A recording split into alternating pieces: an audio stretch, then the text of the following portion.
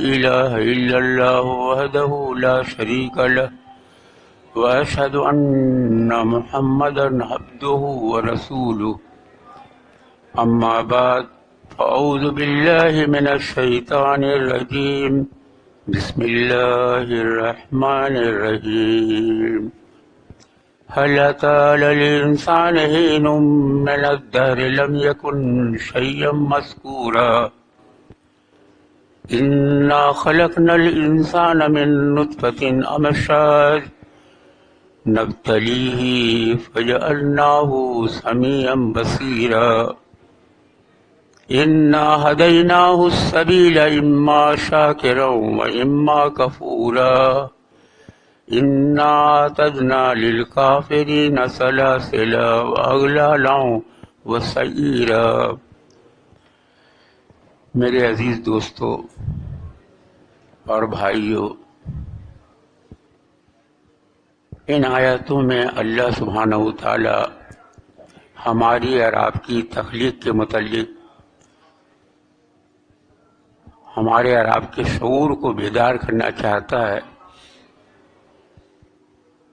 کہ کیا ایسے سوالیہ انداز میں مالک جو ہے ہم سے آپ کو بیان کر رہا تاکہ ہم اس پر غور فکر کریں کہ کیا یہ اس انسان پر زمانے میں کیا ایسا وقت نہیں آیا تھا کہ جبکہ یہ کوئی بھی چیز نہیں تھا جس کا ذکر کیا جائے۔ تو باقی یہ بات تو صحیح ہے کہ ہم اور آپ کی پیدائش، اپنی پیدائش سے پہلے ہم کوئی بھی چیز نہیں تھی، ہمارا کوئی وجود نہیں تھا، تو اللہ سبحانہ و تعالیٰ نے ہمیں وجود دی۔ مالک بیان فرماتا ہے کہ انا خلقنا الانسان من نطفۃ امشاج، ہم نے انسان کو مخلوط نطفہ سے پیدا کیا۔ پیدائش سے متعلق کیا کہہ رہا ہے اللہ کہ نبتلیہ فجعلناہ سمیعا بصیرا، اور ہم اس کا امتحان لیں گے۔ امتحان کے لیے ہم اس کو پیدا کیا، اور اس امتحان میں یا اس کو سمجھنے کے لیے، غور فکر کرنے کے لیے ہم نے اس کو سمیع بصیرہ، سننے کی طاقت، آنکھ سے آنکھ والی قوت بصارت ہم نے اس کو دی تاکہ حق اور باطل میں تمیز پیدا کرے اور اپنے امتحان میں کامیاب ہونے کی کوشش کرے۔ میرے دوستو، زمانے پر نظر ڈالو، کتنے لوگ روزانہ پیدا ہو رہے ہیں، دنیا میں آ رہے ہیں، کتنے لوگ جا رہے ہیں۔ کیا مقصد تھا، کیوں آئے دنیا میں اور کیوں جا رہے ہیں؟ تو جس طرح جس کا امتحان ہو جاتا ہے، ایگزامینر اس کو ریلیز کر دیتا ہے کہ جاؤ بھائی تمہارا امتحان ہو گیا، جس کا امتحانی پیریڈ ابھی نہیں ہوا اس کا پرچہ امتحان ہال میں دنیا میں جیسے ہوتا ہے، اسی طرح سے جو لوگ کا امتحان اللہ نے لے لیا، سمجھ لیا، تو ان کے ریکارڈ کے مطابق اللہ سبحانہ و تعالیٰ اس کو واپس بلا لیتا ہے۔ یہ موت اور زندگی کا یہی مسئلہ ہے۔ موت دینے کے معنی ہے کہ اس کا پیپر لے لیا گیا امتحان کا۔ یہ دنیا جو ہے دارالعمل ہے، امتحان گاہ ہے میرے دوستو۔ امتحان گاہ میں، دنیا کے امتحان میں کیا ہوتا ہے کہ ایگزامینر جو ہے نظر آتا ہے کہ کوئی چوری نہیں کرے، کوئی جھانکے نہیں، کوئی غلط کتاب بغیر سب کتاب دیکھ کے نہ لکھے، دنیا کے امتحان۔ مگر یہ امتحان ہے کہ ایگزامینر نظر نہیں آتا، کہیں بھی ایگزامینر نظر نہیں آتا، اور یہ سوال اور جواب اللہ نے قانون بیان کر دیا اور ہمیں چھوڑ دیا اس دنیا کے امتحان گاہ میں۔ اور یہ امتحان گاہ میں دو طرح کی قوتیں اس میدان میں ہیں۔ یہ کھیل کے میدان، امتحان گاہ کیا ہے؟ یہ اب ایک کھیل کا میدان ہے، اور اس کھیل کے میدان میں باطل قوتیں بھی ہیں اور حق والی قوتیں بھی ہیں۔ یہ دونوں چیزیں ہیں، باطل اپنے طرف بلا رہا اور حق والی اب دعوت اپنی جگہ پر ہے۔ جو حق کی طرف جانا چاہتا تو حق کی طرف آئے، اور جو باطل کی طرف جانا چاہتا تو بات۔ اس لیے اللہ کہہ رہے ہیں انا ہدیناہ السبیل اما شاکرا و اما، ہم نے دکھا دیا اسے راستہ، اب چاہے کہ شکر گزار والا بندہ بن جائے یا کفر گزار والا بندہ۔ جاؤ ادھر کفر والے کی طرف، تو تمہارا حشر امتحان میں تم فیل ہو گئے، اور امتحان میں فیل ہوئے تو پھر اس کے بعد دارالجزا رزلٹ کے دن کے بعد سے ایک ہمیشہ کی زندگی سامنے آنے والی ہے۔ میرے دوستو، ابھی آخرت کی زندگی کے بارے میں ہم نے غور نہیں کیا۔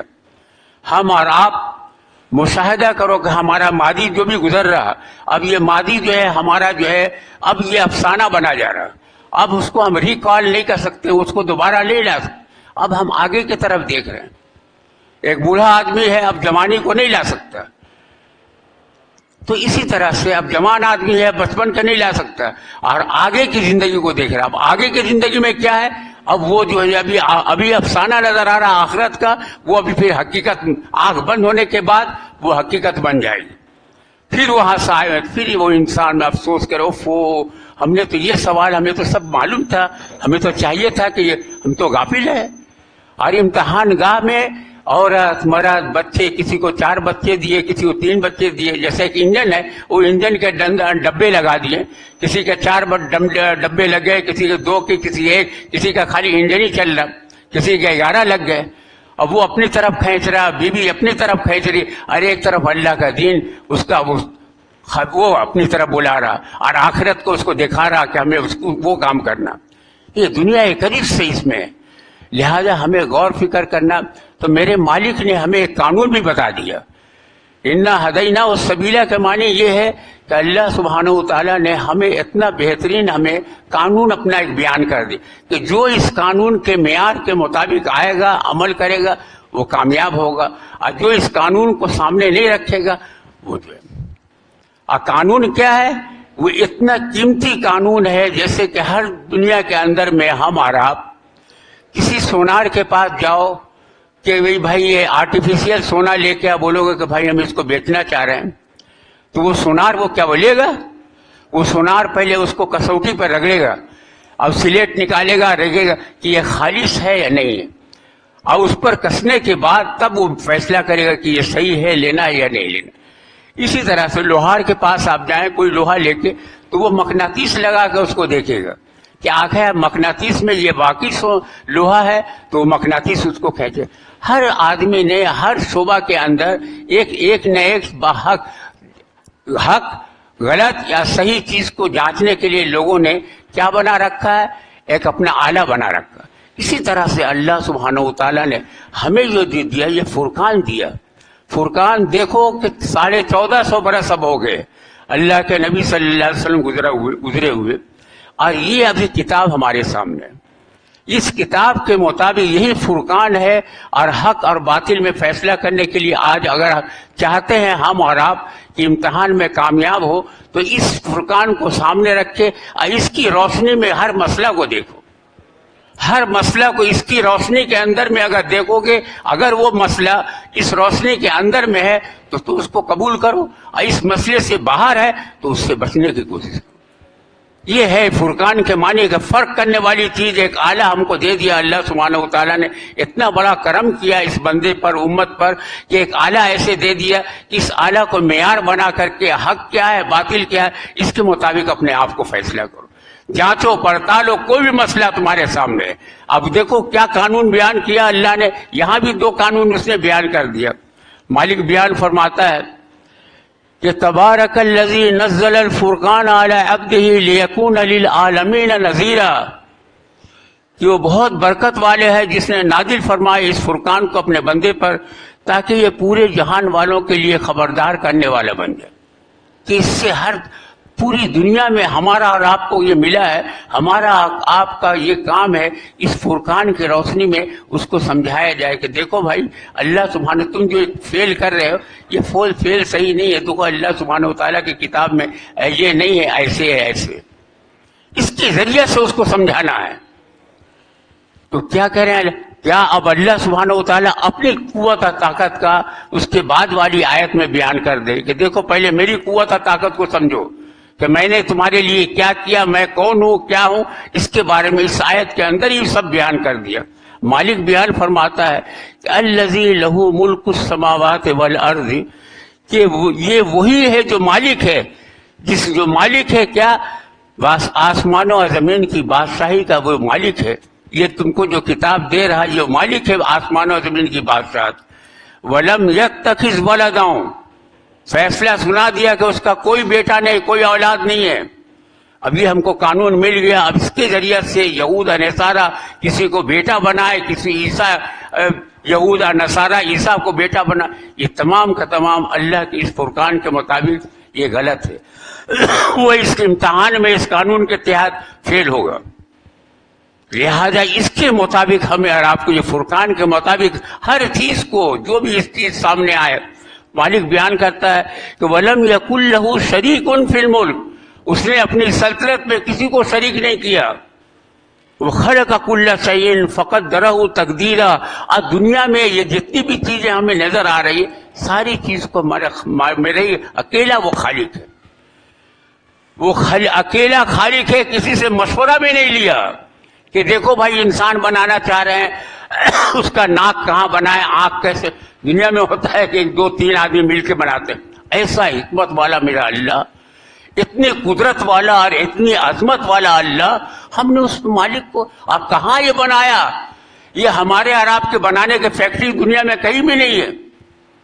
کہیں بھی تلاش کرو کہ دنیا میں اگر فیکٹری اگر ہمارے اور آپ کے جسم کے اعضاء کا کہیں کوئی فیکٹری ہو تو یقین جانو لاکھ کروڑ دے کر کے آدمی ارب دے کر کے اپنے اعضاء جواہر اسی طرح فٹ کر لیتے، مگر کہیں بھی اعلیٰ اس کا فیکٹری ہے نہیں دنیا کے اندر.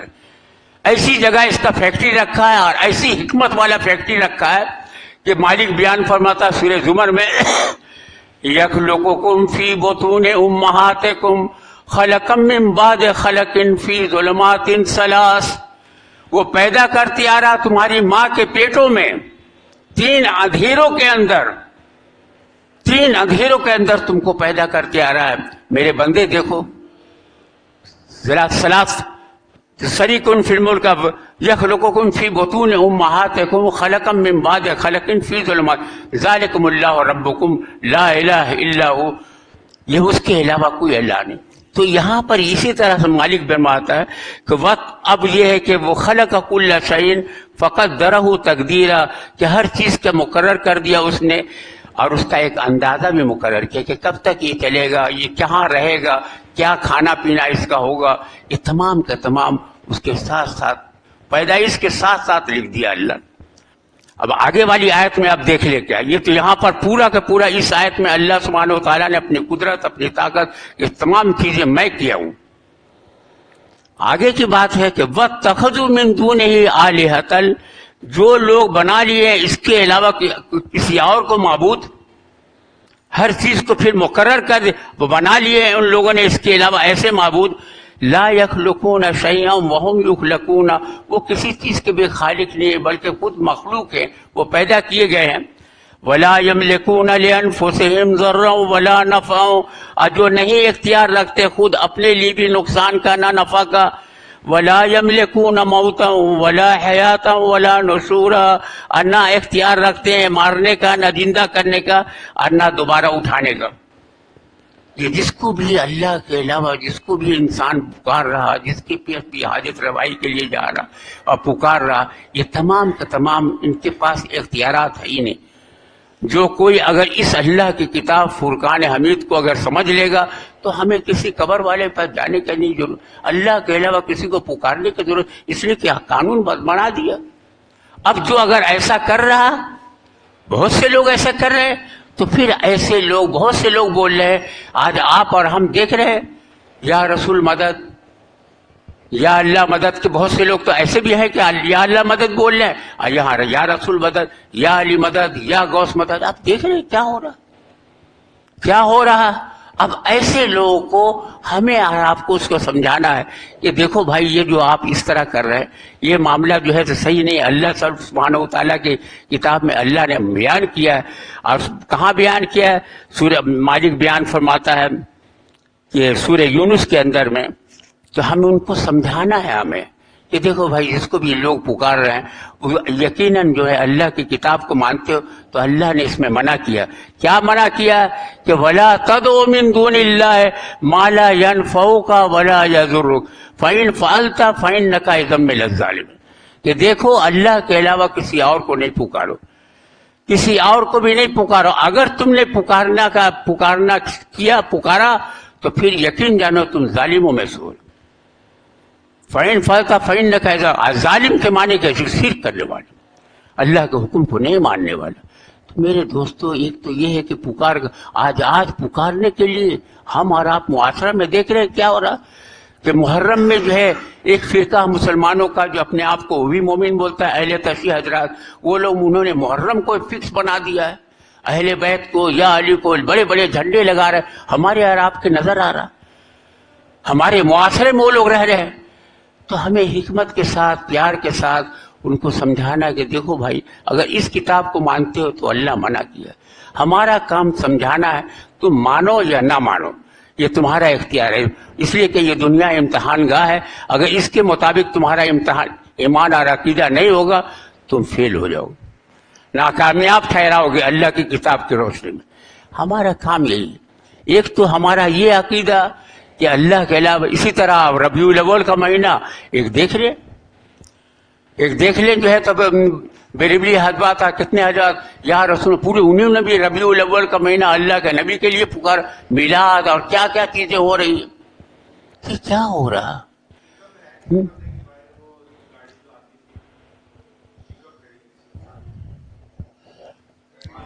ہاں نہیں ٹھیک ہے بیٹا، تو کسی کا پک اپ ہے تو دیکھ لو بھائی۔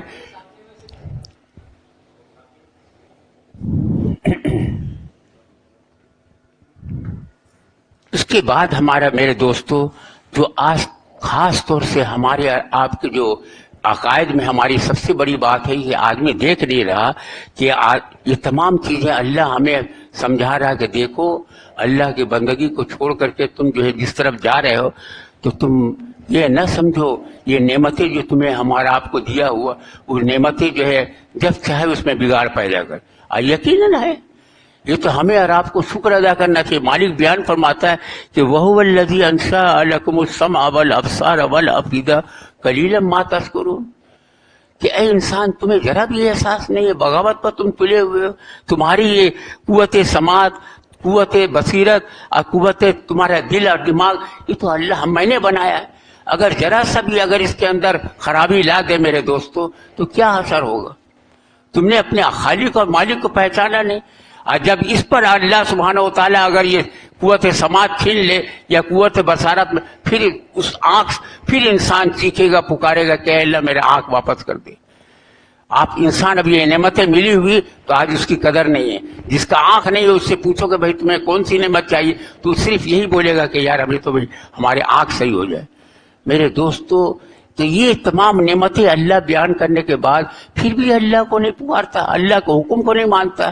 اب دوسری عقائد ہمارا اندر جو آپ کے اندر ہے، وہ یہ عقائد میں ہے میرا بھائی، جو اس عقائد کو خاص طور سے بہت زیادہ پھیلایا گیا، تبلیغی جماعت والے پوری دنیا میں یہ پھیلائے کہ مرنے کے بعد یہ انسان قبر کے اندر رکھتے ہیں تو اس کے بعد 40 قدم ہٹتے ہیں تو کیا ہوا بھائی، اس کے اندر فرشتے آ جاتے ہیں، فرشتے اس کے اندر آ جاتے ہیں اور اس کو اٹھا کے بیٹھاتے ہیں، اور اٹھانے کے بعد اس سے 3 سوال، یہ آج کل اس سے ہی پوچھو اکثریت، اس لیے کہ جب پروپیگنڈا کسی کی غلط چیز کا بھی ہوگا اور اس کو پھیلایا جائے گا تو ذہنوں میں لوگوں کے وہی بات آ جائے گی، حقیقت نہیں آئے گی۔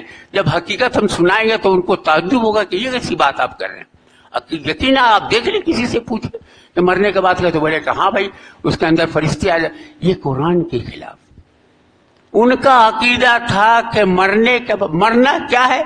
اللہ سبحانہ و تعالیٰ سورہ زمر میں فرماتے ہیں وَهُوَ الَّذِي، اللہ سبحانہ و تعالیٰ جو ہے يَتَوَفَّى الْأَنفُسَ حِينَ مَوْتِهَا وَالَّتِي لَمْ تَمُتْ فِي مَنَامِهَا فَيُمْسِكُ الَّتِي قَضَىٰ عَلَيْهَا الْمَوْتَ وَيُرْسِلُ الْأُخْرَىٰ إِلَىٰ أَجَلٍ مُّسَمًّى إِنَّ فِي ذَٰلِكَ لَآيَاتٍ لِقَوْمٍ يَتَفَكَّرُونَ۔ وہی ہستی ہے اللہ سبحانہ و تعالیٰ جو انسان کی روح کو قبض کر لیتا، اور جو لوگ سوئے قبض کر لیتے، مگر جس کا فیصلہ ابھی نہیں ہوا ہوتا اس کو چھوڑ دیتا ہے، اور باقی روح کو جس کا فیصلہ ہو جاتا قرآن کے نور سے اس کو قبضے میں لے لیتا اور لے کے چلا جاتا۔ فرشتے ملک الموت روح کو قبض کر کے اللہ کے سامنے لے۔ اب یہ جسم جو ہے تو ہمارے 2 پارٹ ہو جاتا ہے، ایک پارٹ جو ہے ہمارا جسم جو ہے مردہ پڑا ہوا ہے جس کو زمین میں لے جا کے ہم ڈال دیتے ہیں، اور دوسرا ایک پارٹ روح جو ہے وہ اللہ سبحانہ و تعالیٰ کے سامنے اس کی پیشی ہوتی